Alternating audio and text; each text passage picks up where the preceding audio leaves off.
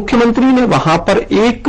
मेहमान के तौर पर वहां पर शिरकत की थी। तो एक मेहमान के साथ इस तरह का अगर केंद्र सरकार के प्रधानमंत्री रहते हुए उनकी प्रेजेंस में अगर इस तरह की कोई घटना घटती है तो बहुत ही शर्मसार करने वाली है। लेकिन आलोक जी, ये भी तो हो सकता है कि जिन स्टेट्स में इस तरह की बात हो रही है, अगर हम हरियाणा की बात करें, कैथल की बात करें, तो ये भी तो हो सकता है, सारे लोगों को पता है कि भूपेंद्र सिंह हुड्डा से लोग नाराज भी हैं, कांग्रेस की हुकूमत से हो सकता है कि लोगों की जो नाराजगी है वो इस तरह से निकल रही हो। देखिए, नाराजगी हो सकती है किसी भी हुकूमत से, किसी भी वजीर आला से, किसी भी वजीर आजम से, कभी भी किसी की जनता की पूरी तरह से नाराजगी हो सकती है, लेकिन नाराजगी इजहार करने का प्लेटफॉर्म नहीं है। आप ये देखिए कि एक मुख्यमंत्री जो होता है वो राज्य का अपना मालिक होता है, वो चुना हुआ मुख्यमंत्री है। आज उसके खिलाफ नाराज तो हो सकते हैं ना, हो सकते हैं, लेकिन अगर लॉ एंड ऑर्डर सिचुएशन उसके हाथ में है, एक दल के लोग अगर इस तरह की हुटिंग करेंगे और मान लीजिए दुर्भाग्यवश मुख्यमंत्री कहे कि लॉ एंड ऑर्डर सिचुएशन को बनाने के लिए लाठीचार्ज करवा दिया जाता है, भगदड़ मच जाती है, तो आखिर में आकर किसकी बेइज्जती होगी? कहीं ना कहीं प्रधानमंत्री के जो सम्मान होता है देश के अंदर उस मंच के ऊपर, उसके ऊपर कहीं ना कहीं प्रश्न चिन्ह। तो आप इस तरह ये बात कहना चाह रहे हैं आलोक शर्मा जी कि इस तरह की चीजें अगर होती रही तो हो सकता है कि प्रो मोदी और एंटी मोदी या वो लोग जो चीफ मिनिस्टर के हिमायती हैं और वो लोग जो उनके मुखालिफ हैं, इनमें झगड़ा हो जाए, इनमें किसी तरह की बात हो जाए, पीएम की मौजूदगी में सिक्योरिटी इश्यूज हो सकते हैं और एक माहौल बिगड़ने की बात हो सकती है। चलिए, हमारे साथ मौजूद है जमात इस्लामी के जनरल सेक्रेटरी मोहम्मद सलीम साहब, उनसे जानने की कोशिश करते हैं कि इस पूरे तनाजे को जब एक नई रिवायत शुरू हो रही है, एक नई जो परंपरा परिपाटी शुरू हो रही है, उसको कैसे देखते हैं?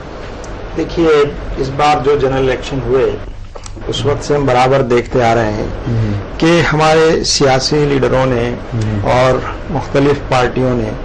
सियासत को जिस निचली सतह तक ले गए तो वो बहुत ही दुर्भाग्यपूर्ण है। मैं समझता हूं कि इस मरतबा इलेक्शन में भी ऐसा रोल सियासी पार्टियों का नजर आया और जिस तरह की भाषा बोली जा रही थी, जिस तरह का तरीका अख्तियार किया जा रहा था, और उसके बाद एक नई सरकार बनी है और नई सरकार का एक बैकग्राउंड है और नई सरकार जिस तरह से आई है, और अब ये देखा जा रहा है कि आने वाले कुछ समय में कुछ रियासतों में इलेक्शन होने वाले हैं और उनको देखते हुए जहां बीजेपी के अलावा दूसरी पार्टीज की हुकूमतें हैं वहां जिस तरह से दौरे हो रहे हैं, और आप कह रहे हैं कि ये सारी जो चीजें हो रही हैं वो उन्हीं स्टेट्स में हो रही हैं जहां कांग्रेस की सरकार है या कम से कम बीजेपी की सरकार नहीं है। जी, बिल्कुल साफ नजर आता है कि इन घटनाओं के पीछे हुटिंग जैसी जो घटनाएं हैं इस वक्त जो हो रहा है उसमें ये साफ नजर आता है कि बीजेपी के फेवर में आने वाले रियासती इलेक्शन में हवा बनाने की कोशिश के तौर पर ये भी तो हो सकता है कि लोग हुड्डा से नाराज हो सकता है कि हेमंत सोरेन से नाराज हो, इसलिए लोग ये बात कह रहे हैं। नहीं, नाराजगी के इजहार में तो उनकी जब अलग से सभाएं होंगी, जब दोनों एक साथ हों और उस वक्त जब हुटिंग होती है उसके माने अलग लगाए जाएंगे। हुड्डा की सभाएं अलग से भी हो रही होंगी और भी चीजें हो रही होंगी, वहां अगर ऐसा नहीं हो रहा है तो प्रधानमंत्री की मौजूदगी में अगर ये हो रहा है तो ये साफ शक जाता है कि चूंकि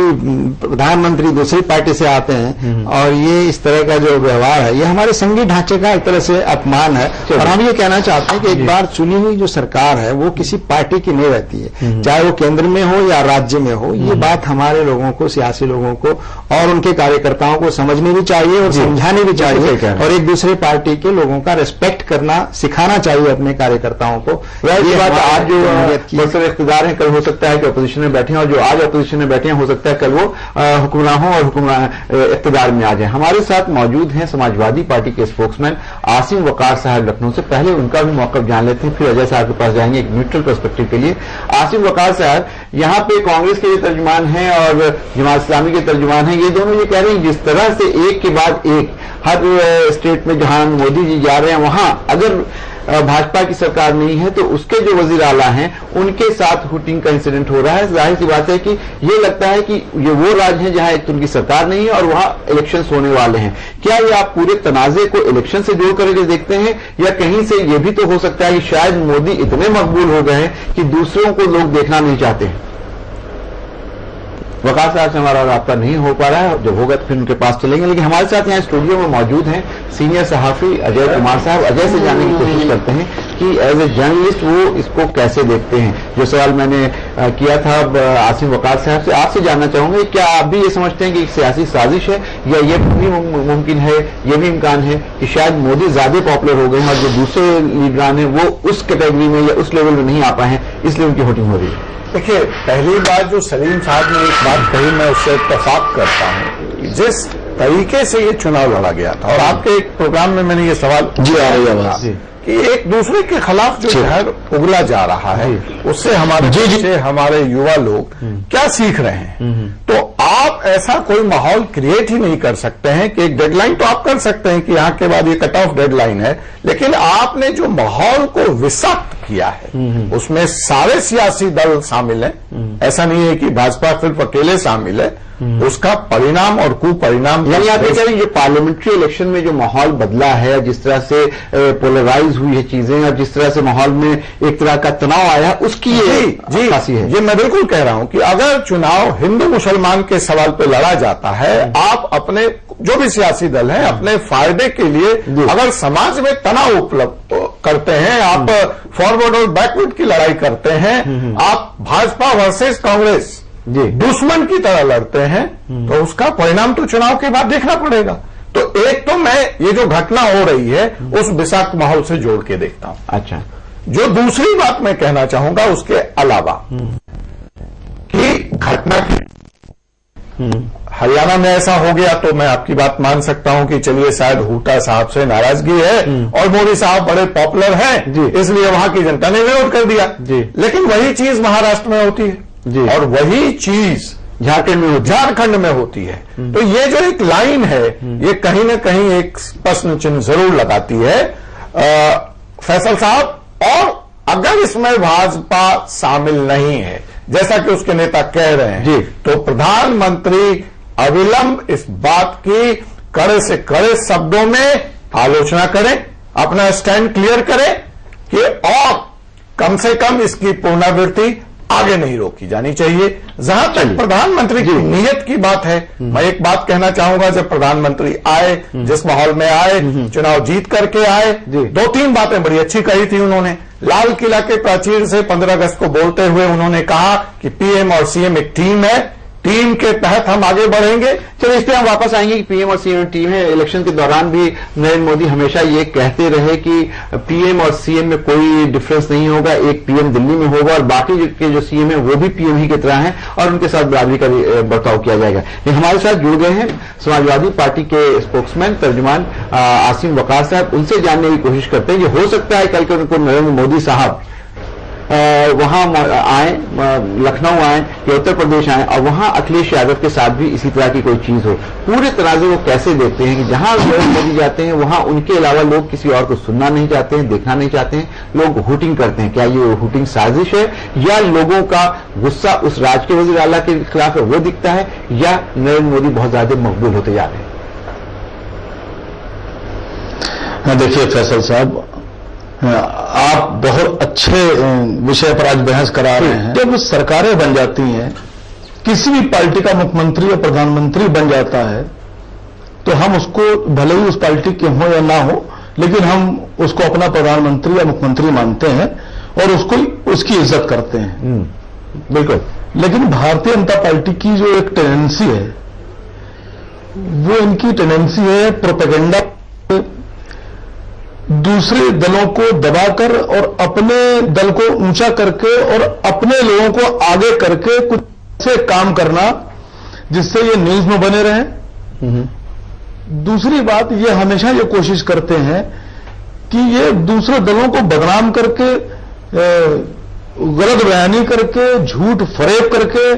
ये दलों को बदनाम करें और उसके बाद ये इमोशनली ब्लैकमेल करके वोट हासिल करें। मैं ये मानता हूं कि जिस तरह से हुड्डा जी का और जिस तरह से झारखंड में सोरेन जी का इन्होंने विरोध किया लोगों ने वहां पर, ये कुल मिलाकर भारतीय जनता पार्टी की अपनी रणनीति है, ये इनकी नीति का एक हिस्सा है और ये जानबूझकर किया गया है। लेकिन मुझे ये कहना है कि ऐसा ना हो लेकिन ये बताइए आप ये कह रहे हैं कि ये जानबूझ के किया गया वकार साहब, लेकिन ये बताइए जिस राज्य का वजीर आला है, जिस राज्य का चीफ मिनिस्टर है, उसके हिमायती भी तो उन सभाओं में रहते होंगे, तो फिर वो क्यों खामोश रहे? मैं जवाब दे रहा हूं आप जी, मैं इसी बात पे जवाब दे रहा हूं। देखिए मैं बताऊं आपसे, देखिए मुख्यमंत्री जब वजीर आला ने अपने लोगों से यह बात नहीं कही होगी कि जब वजीर आजम आए तो तुम लोग वोटिंग करना। अच्छा, क्योंकि उन लोग के दिमागों में भी इस तरह की रणनीति नहीं रहती है। मैं आपसे यही बताना चाह रहा था कि अगर स्टेट में जाएं, किसी स्टेट में प्रधानमंत्री जी जाएं और उस स्टेट में ऐसा नहीं है कि उत्तर प्रदेश में आएंगे तो समाजवादी पार्टी के कार्यकर्ता यहां नहीं है, या पूरे हिंदुस्तान में 31% वोट पाने वाली भारतीय जनता पार्टी के सभी लोग कार्यकर्ता हो गए हैं। कहीं ऐसा ना हो कि भारतीय जनता पार्टी की रणनीति यह है कि जब ये लोग आए और आने के बाद मुख्यमंत्री पर हुटिंग हो, तो जिस दल के मुख्यमंत्री पर हुटिंग हो रही है उस दल के कार्यकर्ता भी अगर वहां उस मजमे में, उस हुजूम में हुटिंग का जवाब हुटिंग से दें और फिर बदमजगी फैले और फिर कहीं ना कहीं कानून व्यवस्था का सवाल खड़ा हो जाए, तो भी ये भारतीय जनता पार्टी एक इल्जाम तराशी करेगी कि देखिए इस स्टेट की कानून व्यवस्था बिल्कुल खराब है, प्रधानमंत्री मौजूद थे और मुख्यमंत्री अपनी कानून व्यवस्था को संभाल नहीं पाए और उसमें इस तरह से झड़प। आगे बहुत अहम बात है, ये इसी तरफ इशारा कर रहे थे आलोक शर्मा भी, कांग्रेस के स्पोर्ट्समैन, कि अगर ऐसी कोई सिचुएशन होती है तो फिर जिम्मेदारी कहीं ना कहीं की आयद हो जाएगी चीफ मिनिस्टर के ऊपर कि उसकी मौजूदगी में प्रधानमंत्री के प्रोग्राम में इस तरह की चीज हुई। लेकिन यहां वक्त हो गया एक ब्रेक का, ब्रेक के बाद वापस आएंगे तो गुफ्तगू जारी रहेगी। लेते हैं एक ब्रेक।